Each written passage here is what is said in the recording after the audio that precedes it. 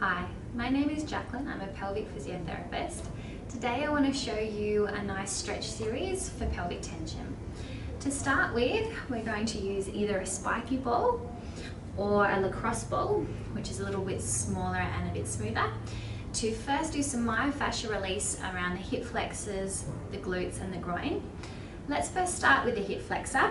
So choose either the spiky ball or the lacrosse ball. I'm going to get you coming up into kneeling. Let's start with the right hip. I want you to find the little bony bit at the front of the pelvis and your belly button in the center, and go between those 2 points where your psoas is, which is one of your hip flexor muscles. I'm going to get you coming onto your mat, lowering down onto the ball, taking a little bit of weight through the elbows and a little bit of weight through the knees. And then from there you're going to roll side to side, up and down, until you find a sharp or sore spot, which is your psoas. And once you find that spot, you can either stop and breathe and melt your body into the ball, or oscillate side to side, forward or back. I want you to spend about a minute there. And then we're going to move on to a lower part of the hip flexor, just where it inserts into the hip.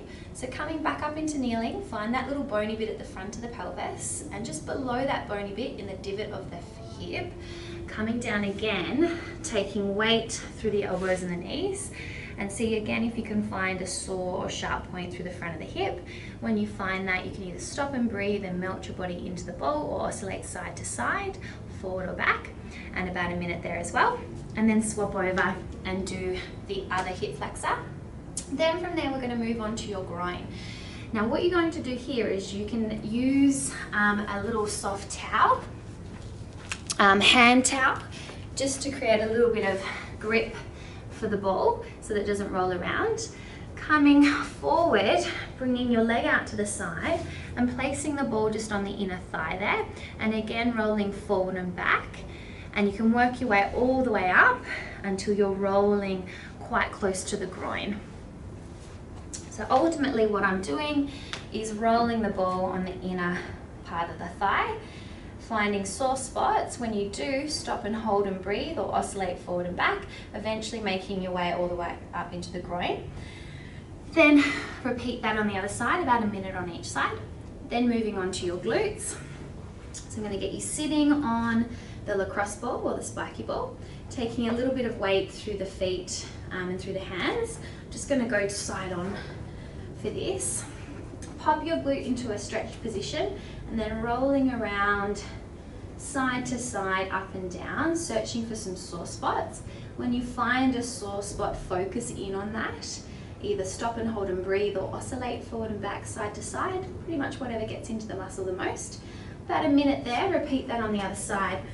Now once you've done your spiky ball release or your lacrosse ball release, then it's time for your stretches. So we're going to start with the right hand side again, hip flexor stretch. So it's in a kneeling lunge position. I want you to tuck your tailbone under, opening up the front of that hip. Keep that tuck under as you lunge forward, and then reaching your right arm up towards the ceiling, lengthen through the spine, and then side bend to the left. To get a deeper stretch, sometimes you can rotate your body a little bit, either around to the left or around to the right, whatever gets a deeper stretch for you, and holding this for about 30 to 60 seconds, and then easing out of it. Repeat that on the other side. Then moving on to a quad stretch, which is in a similar position, so a kneeling lunge, but this time we're going to bring the back heel to the bottom. If you're quite tight through your quad, this type of stretch might be too intense, and you might be better doing a quad stretch in standing, which is less provocative. Again, holding this for 30 to 60 seconds. And then we're moving on to your groin stretch.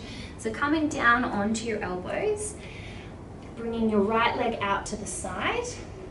I want the base of your foot flat on the carpet or on the mat. Turn your foot out a little bit and then sinking back onto your heel. You should feel that beautiful stretch on the inner thigh, about 30 to 60 seconds there. Once you've done your groin, then I'm going to get you coming on out of that, and we're going into a glute stretch. My favorite glute stretch is pigeon pose. So you start in 4-point kneel, you bring your right knee forward, thread your foot through, sinking over the top of that leg, bringing that foot high up, as close to that left shoulder as you can to deepen the stretch, and then sinking over the top of that leg. I'll just show you that position side on. So starting at 4-point kneel, bringing the right leg forward, thread the foot through, and then sinking over the top of that leg. 30 to 60 seconds there.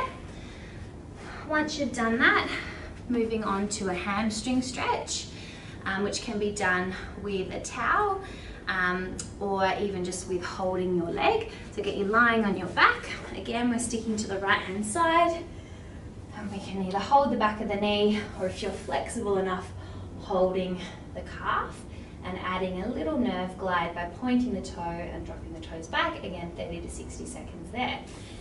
And then repeat that on the other side, and that should help with your pelvic tension.